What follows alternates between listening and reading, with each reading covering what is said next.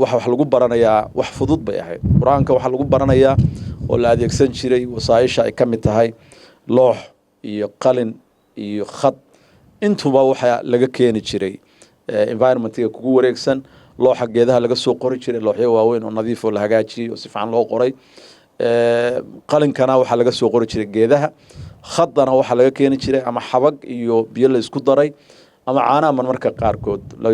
qoloba si ha u taqaan asqaan qolo u taqaana qolo khad u taqaana adu waxa weeye carabtuna midaad bay tiraahdaa marka waxyaalahaas maaragtay environment-ga dugsiguna ama waa dhis ama waa geed weyn oo la hoosay oo deed loo sameeyay marka waxay ahayd wax aad u fudud dadka Soomaaliduna runtii aad iyo aad bay u ilaalin jireen dugsigaas meel kasto ay joogaan marmarka qaarkood dadka waaweyn laftigoodu hadii qof fursado ay dhaaftay wuxuu ku dadaali jiray in uu dugsiga quraanka wax ka barto waxay dhigi jireen marka yani hashaadana ilaasho quraankaagana baro bay dhigi jireen soo qofku geeliisi iyo xooliisi ilaashanaya ayuu quraankiisa baran jiray